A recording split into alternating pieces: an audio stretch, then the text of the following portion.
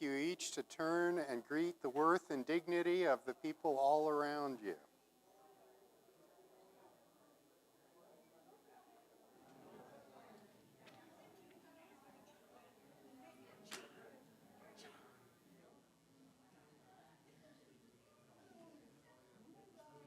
I'm Reverend Bob Renjilian. I am the minister here at the Unitarian Universalists.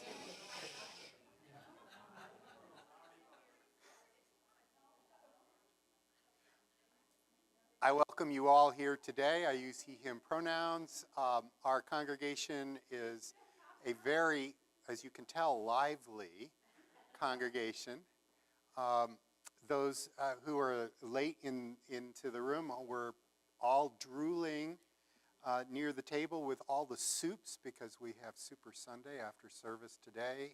And if you're a newcomer, that just means you get a free soup lunch and all the extras that people threw in, and just enjoy. I have a few announcements. And it's interesting, somebody said, could we cut down announcements? But then I have people come to me and say, can we have more announcements? But we're going to start, if I can, Christine, if you would come up now, with a caring announcement. Christine from our Loving Hearts group. This beautiful pink rose is for our friend Kevin Glenn, who passed away. Kevin Glenn passed away this week.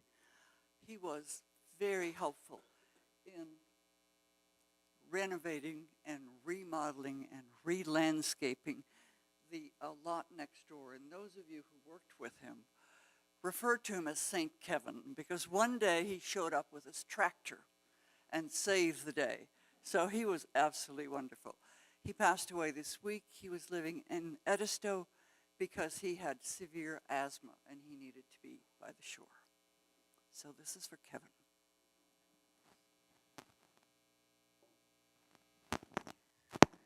Thank you, Christine.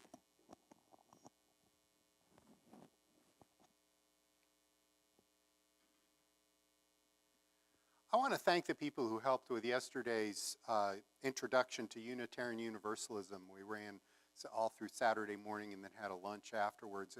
And if you're energized enough to be back here in this building today after yesterday, would you raise your hand if you serve food or led a course?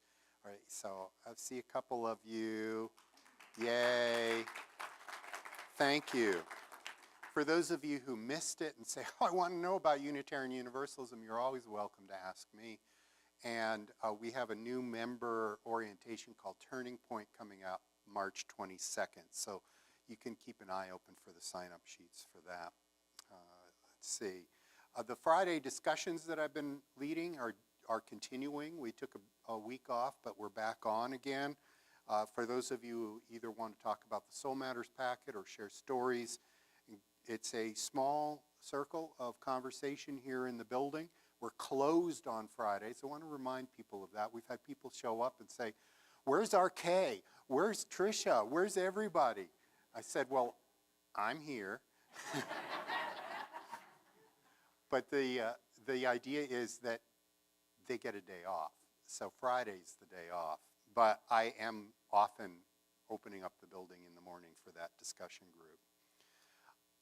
There's going to be a canned goods drive, kind of a drive-through thing, and we'll have something advertised out in the neighborhood as well for March 9th. We want to be able to help with the food anxiety here in Transylvania County, and the details of exactly which canned goods are best to bring and all of that are starting to show up. Some of the information is starting to show up on flyers out there. But you'll learn more as we get closer to the March 9th time. And I also like our civic engagement in this congregation. We have people who are involved in many ways. They show up for meetings in the community. I know that some of you are part of leading discussion groups and what can we do and how can we help, and coordinating or even running for office.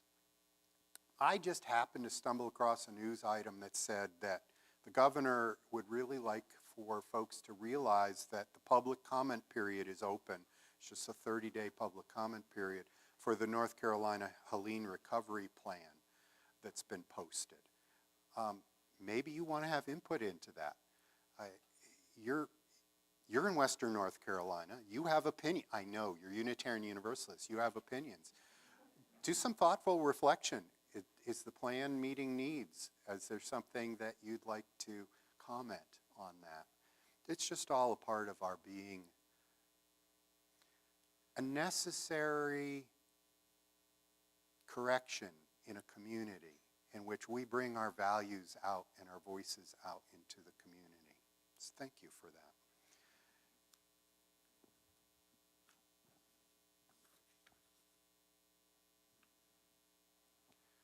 Before I sit down, I want to thank again John Austin for his lovely volunteering at our piano and directing our choir and bringing in extra instruments along and helping bringing in the Blue Ridge Bakery Band on occasion and coordinating others. We had somebody speak to me and say, music is what brings that person into the sense of spirituality. So let's quiet and listen to our prelude as it leads us into worship.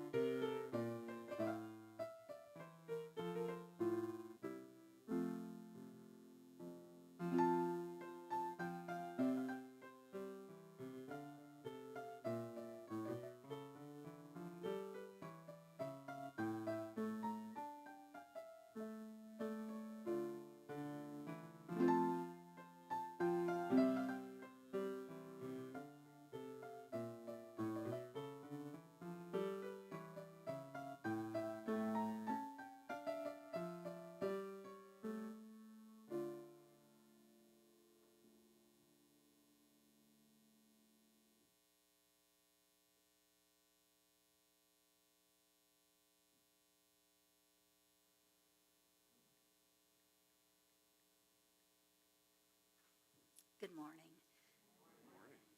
I'm Jackie Fricks, your worship associate for this morning. Please join me as we read in unison the chalice sliding words. They are by Leah Durlan, thank you, Jones. She is a lifelong UU, having grown up in Lubbock, Texas. She is a minister of faith development at the UU congregation in Charlottesville, Virginia. Reverend Durlan Jones leads the program in faith development, having led it for about 3 decades. She shares her life with her wife, Karen, and their daughter, Anna Lee. Please join me as we read in unison. As we light this flame, we remember friends and loved ones near and far, and we give thanks.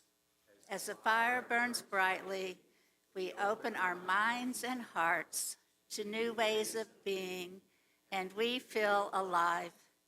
As the room glows with warmth and kindness, we extend our circle ever wider to welcome those who want to come in, and we know love.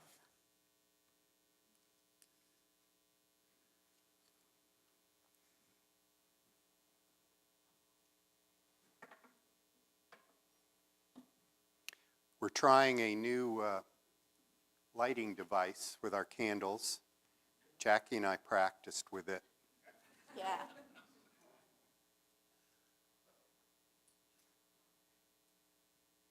Let's see. You got it. Yeah. All right. this is the point in time in which we light candles of sharing the many things. There are 3 that have been left here, and I had a couple as well. I would like to light a candle for the victims and families and staff of Memorial Hospital in York, Pennsylvania, in the wake of yesterday's hostage and shooting crisis in the ICU.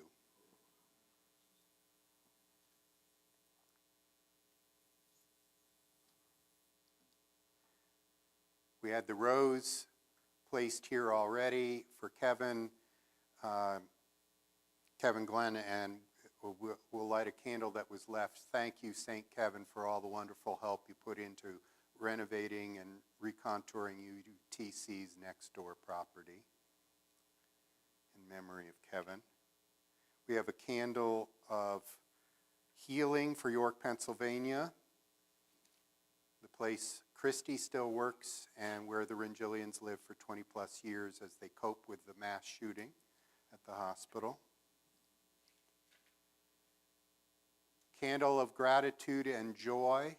Today we celebrate our new hand-woven offering baskets. Because of your generosity over the years, look at these, yeah.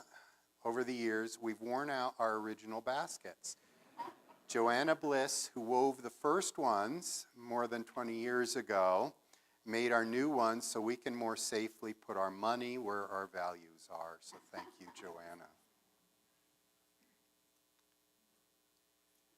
I'd like to light a candle for those who have gone through surgeries, those who are healing from surgeries, able to be with us in person or online, or those who are just convalescing.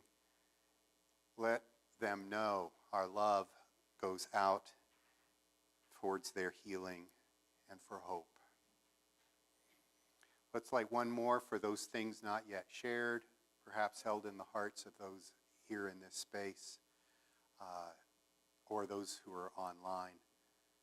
And let's leave spaces open during our coffee time, our soup time, or whenever we might meet each other to hear a little bit of what's going on and the joys and sorrows in our lives.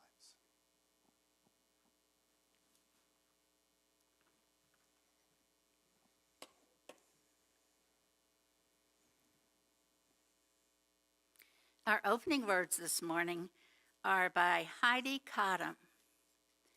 As you may or may not recall, this reading was used in a recent service. However, Reverend Bob and I felt it was worthy of repeating. Let us be a faith that gathers, reaching for one another through the walls of hate others build, through the cages of ignorance and arrogance, and through the fear that burns cities down.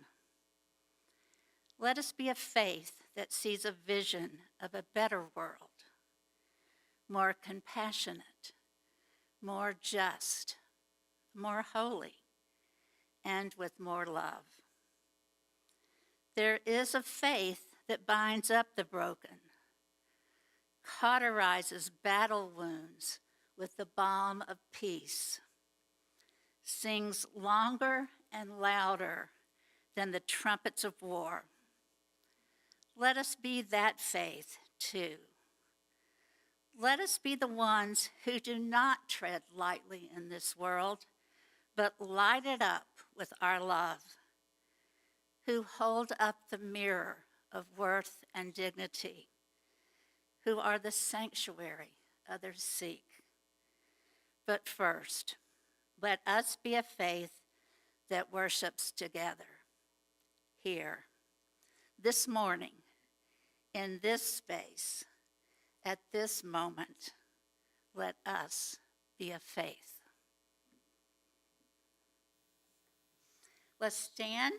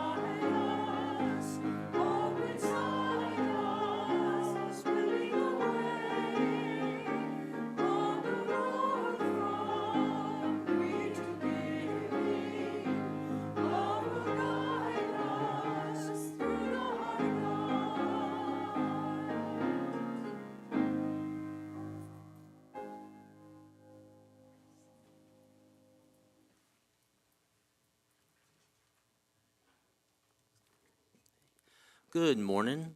My name's Kevin, and I work with the kids here at UUTC, and this is our Words of Wisdom. And this is a true story, but it starts out a long, long time ago in a land far, far away. There was a king. It was King John Sigismund, and some of you might know this story. King John was trying to be a good king, but it's not always easy because through that area of Central Europe, wars raged for years, and this land was taken by these people, and this land was taken by those people, and more on and on and on. All these people fighting and arguing and not get along.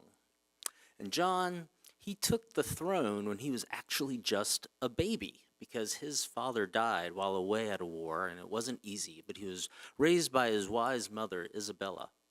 And as they're growing up, people argued about religions, and they fought about them, and they weren't kind to different religious leaders. They might even throw garbage and rotten food at some religious leaders they didn't like, and it was really tough. This was actually his mom who first gave the idea that let's just talk about religions, but not argue about them, not fight about them, because we think probably all of them are pretty good.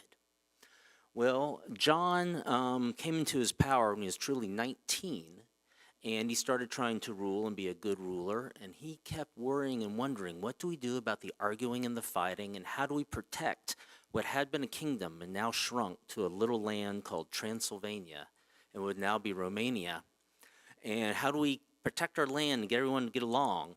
And a lot of the people around him and his advisors said, well, it's simple. Do like they do in Spain or in Italy or in England. One ruler, one religion, everyone has to follow it and get along. But John had a better idea. He wanted to continue what his mom had preached. And so one day in a little town called Torda, he gave an edict, which was a ruling. And people were pretty used to edicts in those days. You have to do this, you have to do that. This edict said, you have to respect everyone else's religions and let them practice it. It was a simple rule and one of the first rulings on religious liberty, which is important for us.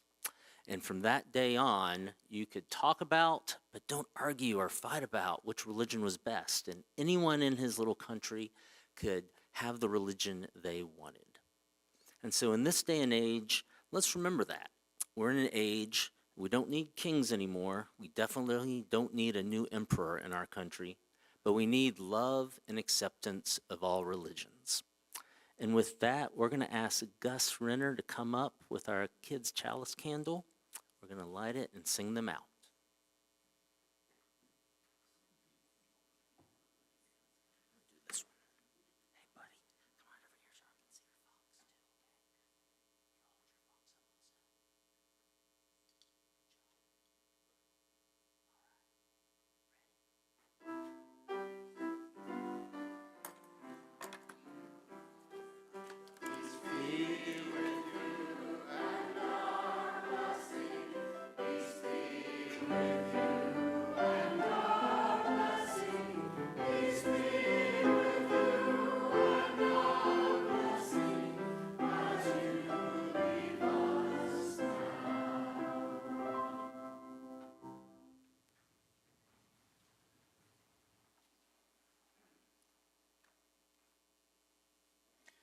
The offering this morning is much like every other Sunday's offering. We have the chance to put some money in now our brand new baskets from Joanna to help support this congregation's presence in the community.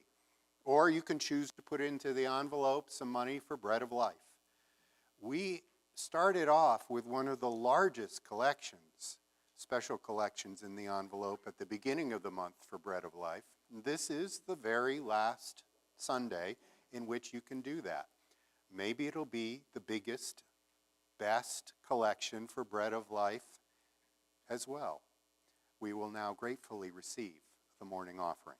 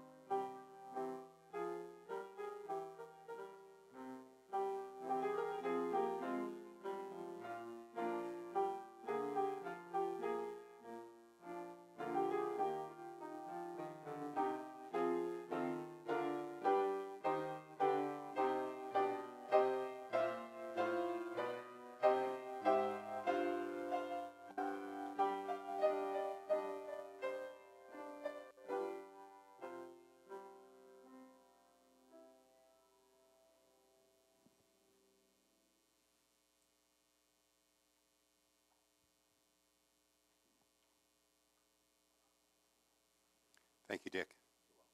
Thank you, Susan. Beautiful baskets. Look at that. What is given in love, we receive with great joy. Thank you.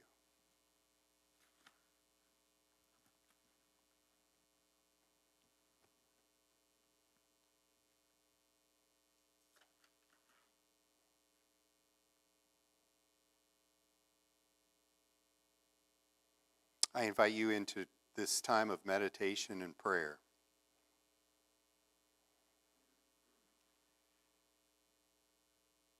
Spirit of love and life, as we gather here this morning,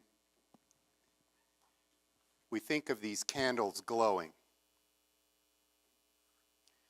Candles of gratitude and joy for all that folks have brought to the life of this congregation and community. In particular this morning, the joy of Joanna's craft in making the new baskets, in the joy and the recognition of loss for Kevin Glenn and all the wonderful help he had given over the years, including to help with our next door property.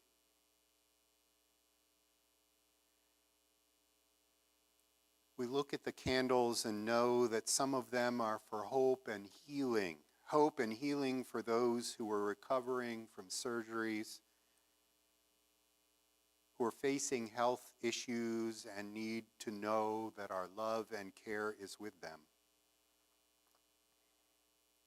In particular, this morning, our hearts go out to those affected by yet another shooting at the ICU at Memorial Hospital in York, Pennsylvania. But knowing that such things are happening in so many places,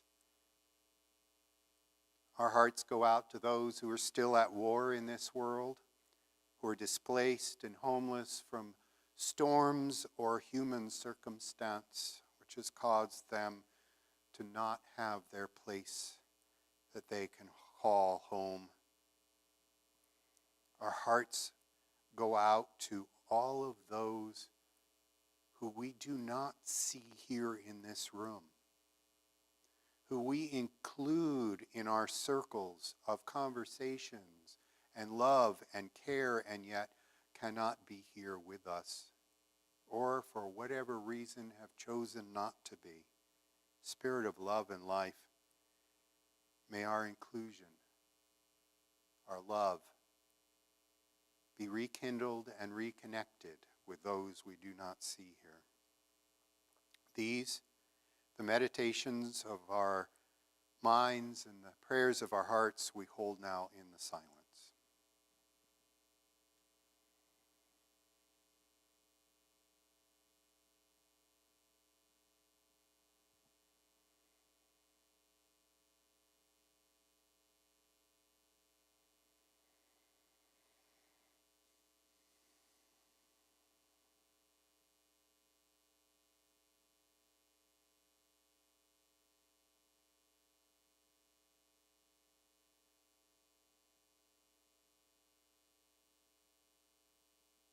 In the names of all those known and unknown, remembered and forgotten, in the names of all the helpers of humankind, we say, Amen, blessed be.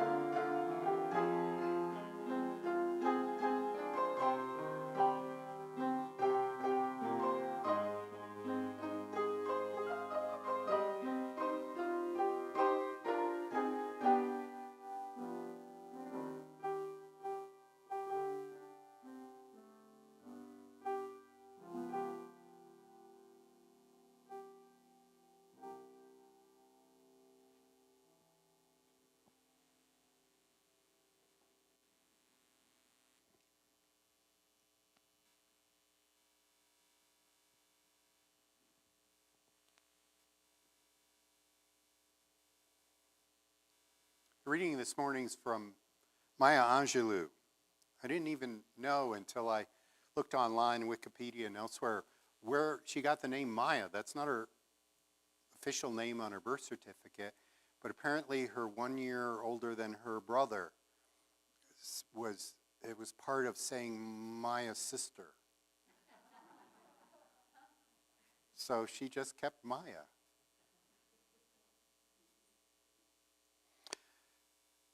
She lived from April 4th, 1928 to May 28th, 2014, and she was an author, poet, civil rights activist who worked with the Reverend Dr. Martin Luther King Jr. and Malcolm X, and was a Southern Christian Leadership Conference coordinator and a correspondent in Egypt and Ghana during the decolonization of Africa. Angelou was also an actress, writer, director, and producer of plays, movies, and public television programs. In 1982, she was named the first Reynolds Professor of American Studies at Wake Forest University in Winston-Salem, North Carolina. She was asked to read her poetry at President Bill Clinton's first inauguration. Here is her poem, Continue. Into a world which needed you, my wish for you is that you continue. Continue to be who and how you are, to astonish a mean world with your acts of kindness. Continue to allow humor to lighten the burden of your tender heart. Continue in a dark society with cruelty to let people hear the grandeur of God in the peals of your laughter. Continue to let your eloquence elevate the people to heights they had only imagined. Continue to remind the people that each is as good as the other and that no one is beneath nor above you. Continue to remember your own young years and look with favor upon the lost and the least and the lonely. Continue to put the mantle of your protection around the bodies of the young and defenseless.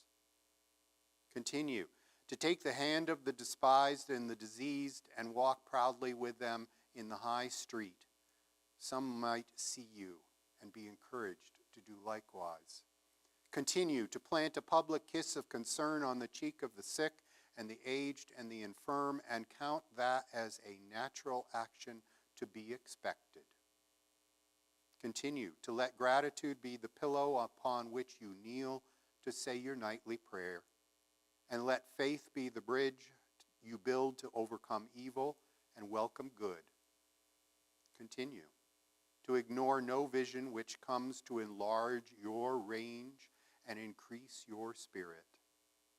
Continue to dare to love deeply and risk everything for the good thing. Continue to float happily in the sea of infinite substance which set aside riches for you before you had a name. Continue, and by doing so, you and your work will be able to continue eternally.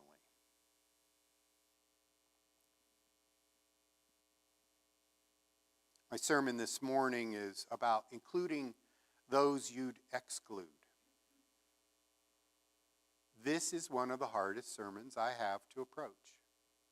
It has taken me a couple of weeks to wrestle with some of the various pieces of what inclusion means, but coming down to this one is the pinnacle or the depth of what I can give you. Both or neither. Because including those you wish to exclude is one of the most complicated pieces.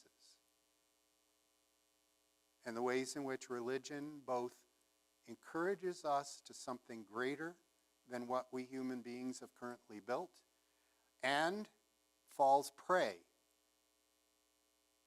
to those who would wish to do evil. I'm going to read what would be from the lectionary today in many of the area congregations around us. It's Luke 6, starts at verse 27. It's called Love Your Enemies. I'm going to do the ESV version, but I might refer to the King James Version as well. But I say to you who hear, love your enemies, do good to those who hate you, bless those who curse you, pray for those who abuse you. To one who strikes you on the cheek, offer the other also, and from one who takes away your cloak, do not withhold your tunic either.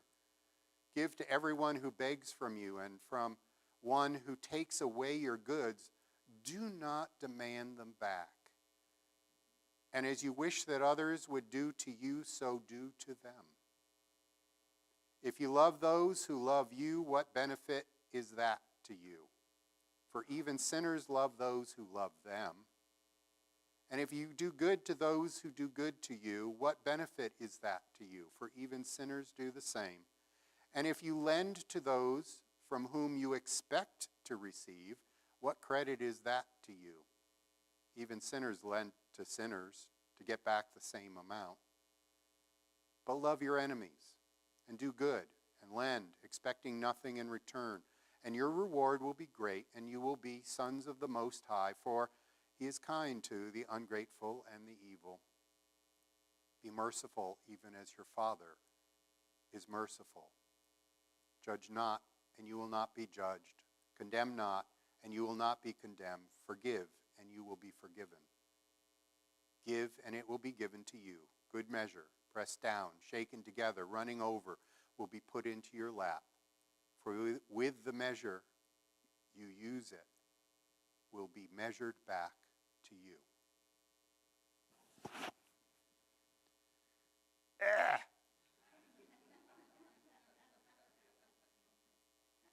Be good, pray for those who abuse you. Let's start with that one.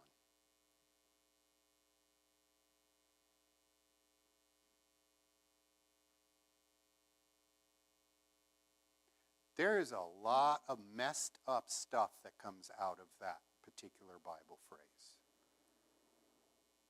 In particular, in our patriarchal society, there are a whole lot of women who have been told to stay with abusive husbands.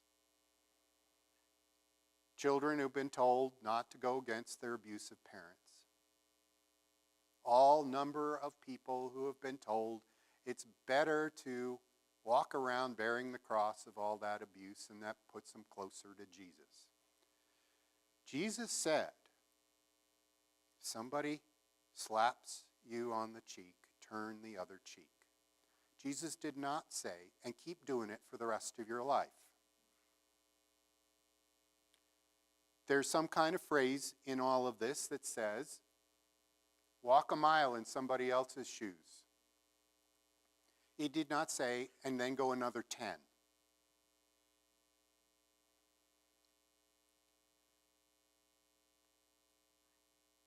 The idea that we could be setting up a whole group of religious people to put up with abuse again and again, to have their spirits crushed, to have their bodies injured, to have their livelihoods ruined, was not the intent of this passage.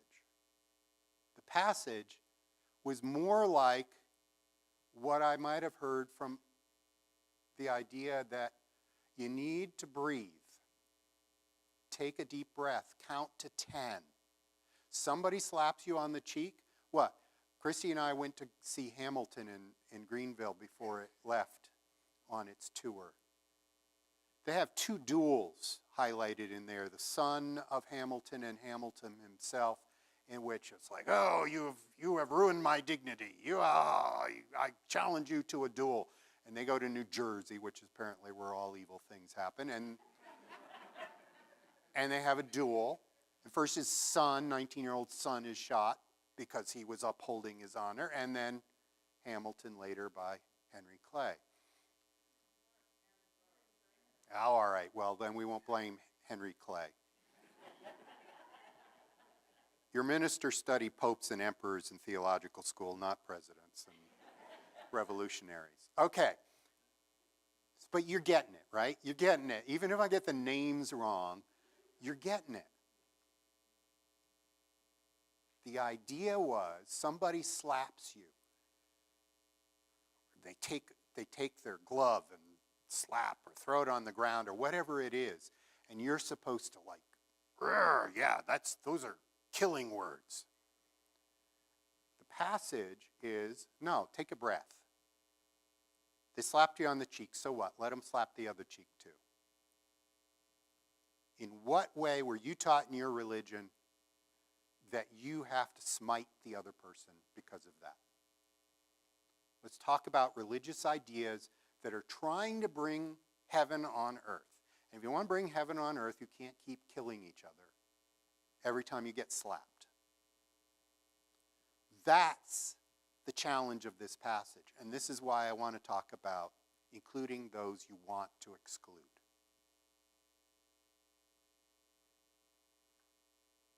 We've been talking a lot in men's group about acceptance and resistance, opposition to reality, and what forgiveness means. And the lesson that we're trying to wrestle with is forgiveness is not for the person who has done wrong. Forgiveness is for you. Now, there's some kind of prayer that people say, yeah, right? Forgive those who trespass against us as the whole thing about, forgive us as we would forgive those who trespass against us. Somehow, by releasing others, we set ourselves up for being forgiven ourselves.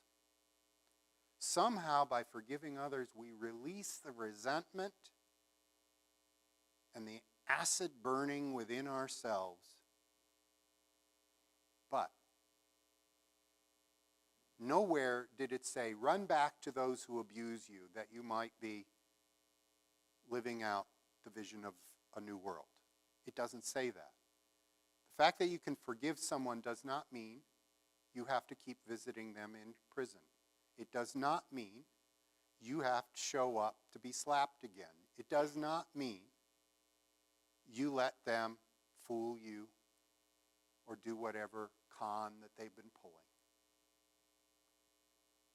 It means you release something of that resentment in you.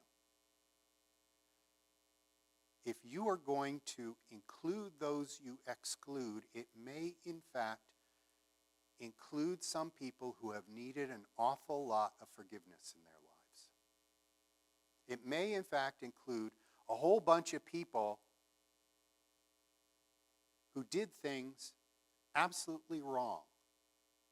Now, in a creedal church, we were talking about this in the orientation yesterday, difference between Unitarian Universalism, which is covenantal, we agree on some ways we're going to walk together.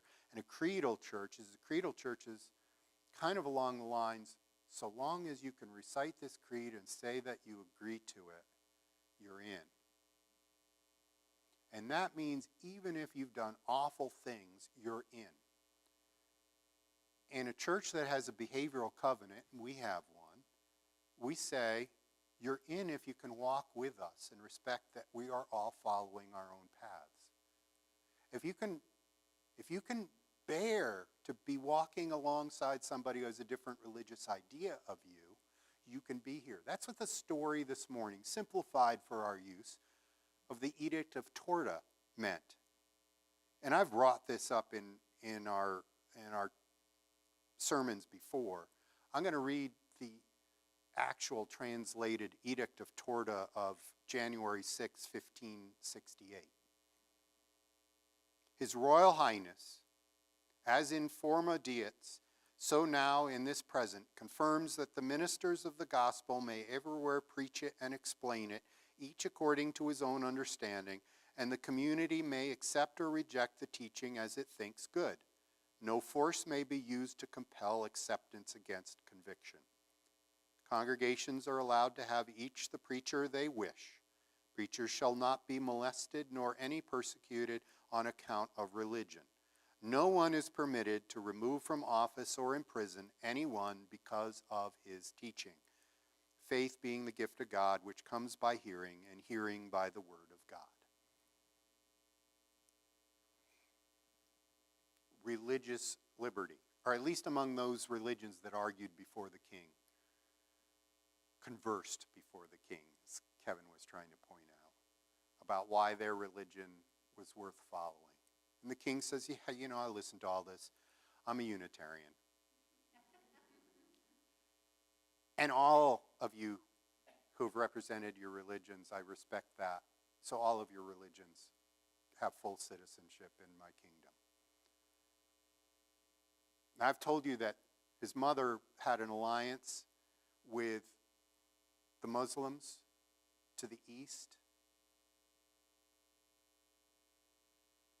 The Sultan in the east protected Transylvania because the Austro-Hungary Empire wanted to take over Transylvania. So the Muslims said, you're under our protection.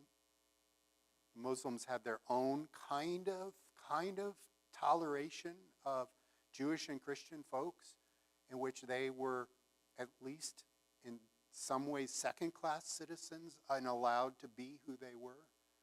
So now you have the protection of Muslims helping Unitarians have a kingdom in the hills of Romania. If you can take from 1568 that you can have the folks that you consider your enemies, and you can get along with help and support of those who everybody to the west of you think is the enemy, maybe you're setting an example. So what did they do with this king? There were 9 assassination attempts against him, and then the 10th one finally got him. The idea that you can open your hearts to those who are different from you and let them just be, to include in your circle of citizenship or whatever else, to believe that somebody could be alongside you here in this room who doesn't believe exactly as you, maybe doesn't vote exactly as you, doesn't cook their eggs the way you cook your eggs, or heaven forbid, they eat eggs. That you can still walk together in trying to share wisdom with each other. See, you get it. But I want your embrace to think even wider.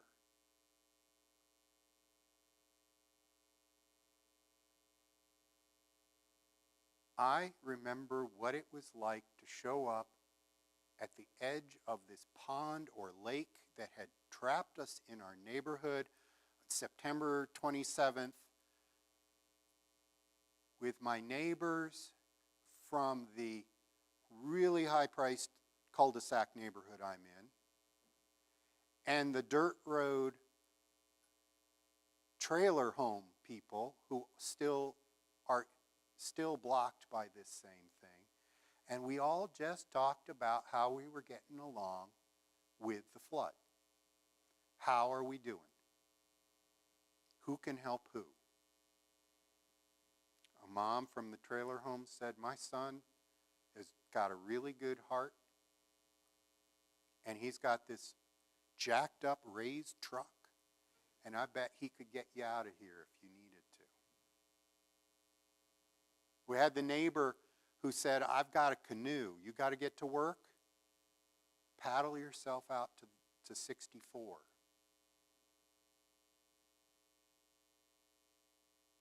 I don't know, in general, that our neighbors interact with anything like that kind of openness. But that was for a brief moment showing an inclusion. We didn't ask each other who you voted for. We didn't ask each other how they felt about guns. We didn't ask each other what values we were weighing outside of that moment of being human beings, all trapped by the same flood.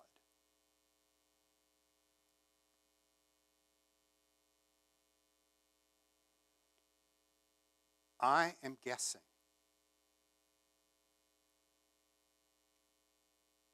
that our congregation will have an easier time reaching out to those who are excluded for various reasons, perhaps being trans, who would find a way to be open to difference, with our group open to difference. I find it easy to work on the interfaith lecture series, to offer up our space as part of that and have people talk about ideas, broad ideas, Jewish, Christian. We're going to have a speaker talking about Islam. I find it easy to invite them here, and none of you are criticizing me for being part of an interfaith group.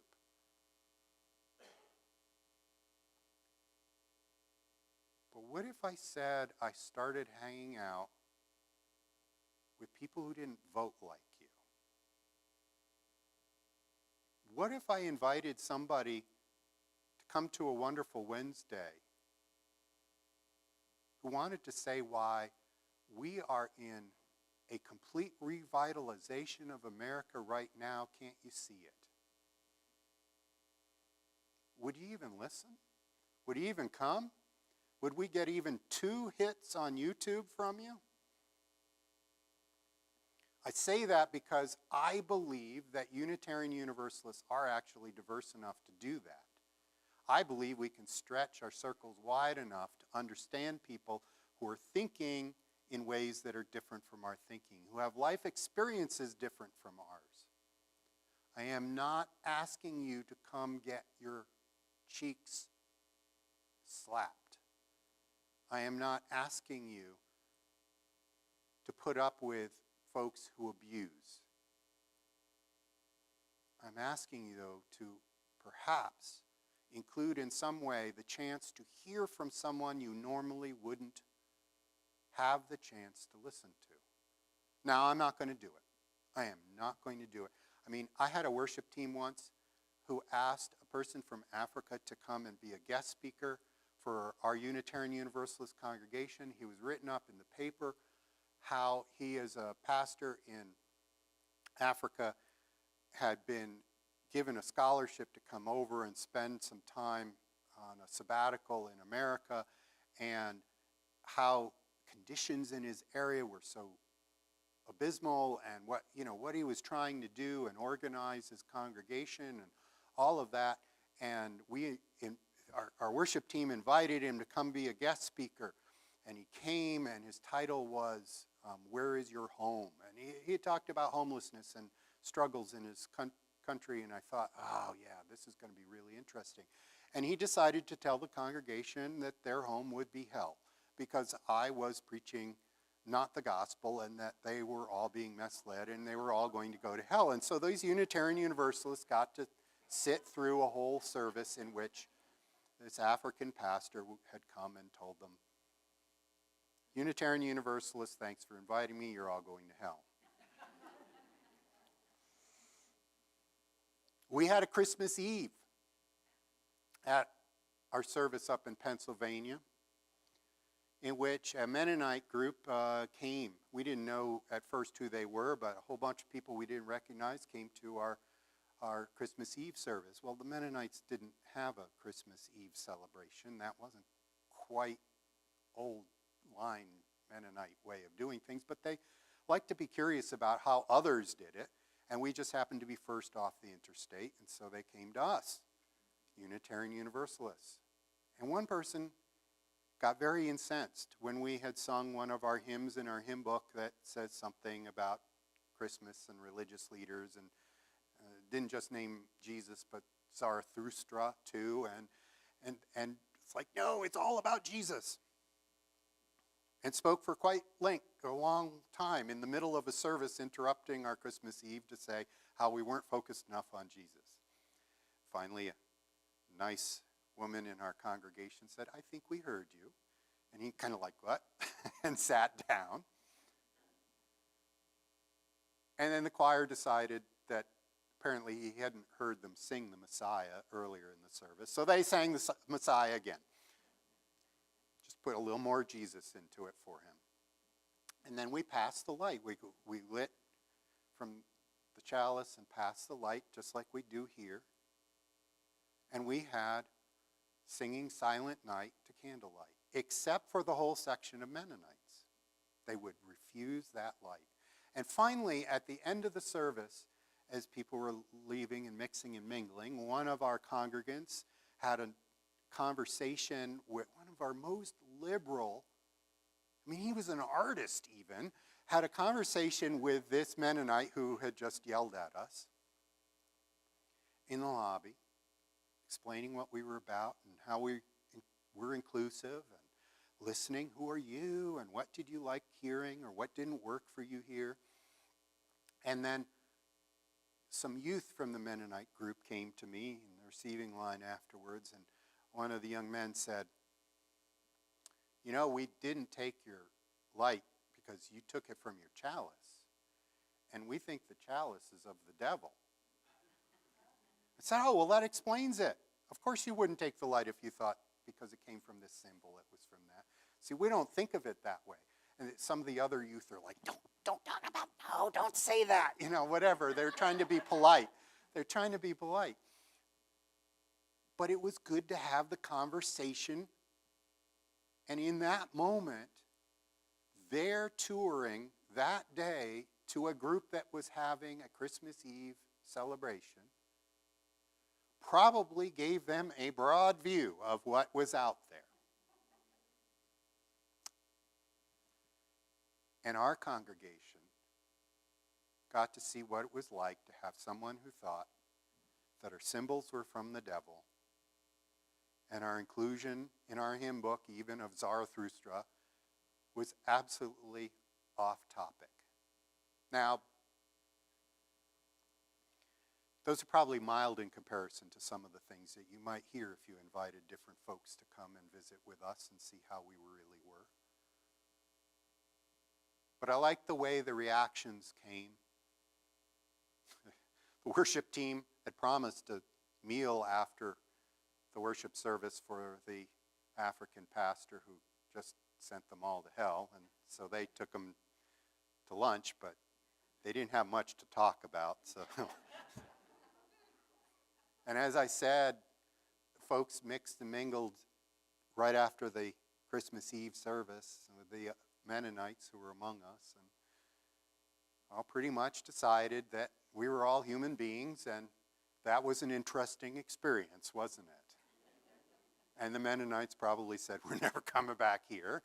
And the Unitarian Universalists said, "Wow, we didn't even know how we looked to others and the way we did things." Well, I hope for us the challenge to include some people, to be curious enough to include some people for whom we would have difficulty reconciling all of what we believe, if only to live out the idea that we could all take a deep breath in the moment that we feel that we have been so deeply insulted that we should go to having a duel with each other, and instead we take a deep breath and we decide, can we find the humanity in the person around us, even if just for a brief moment? Go on our ways and decide, I'm never going to interact with that person again. Or say, that was enlightening. And try to live something out of what the Gospel of Luke was trying to say here, in that maybe we could love our enemies. We don't have to constantly put up with their behaviors if it's damaging us, but maybe we could show love by saying, no, that's wrong, but I hear you. I hear you, and I think you're wrong. I hear you, and I cannot do that because my idea of love and mercy does not fit to practice the way you are operating in this world. But I hear you and I see you. You are a person. And maybe we'd have one less war, personal or global. Maybe we actually get to talk to some people who are a lot closer to understanding us in suffering and might not support some of the most awful things that are being proposed out there. And in the end, we'd be living our Unitarian Universalist values and hoping for a heaven on earth. Just maybe, even if for a moment, in our imperfection.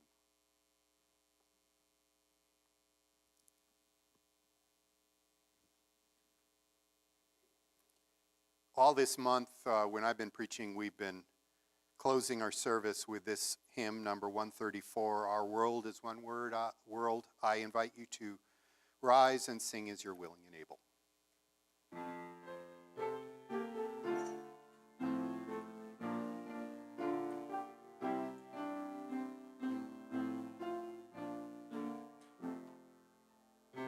Oh.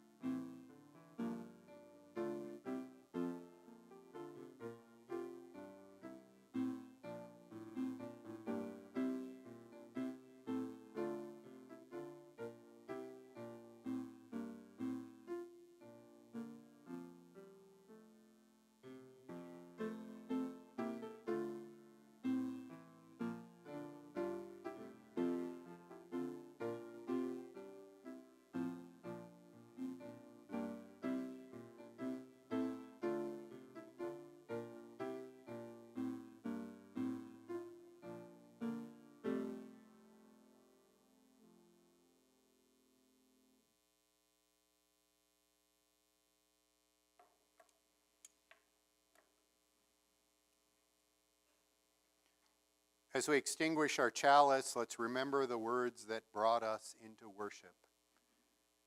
As we extinguish our helper candle, let's think of as well of the ways in which we have honored helpers in our paths who we grieve their loss, and we love those who have made a difference.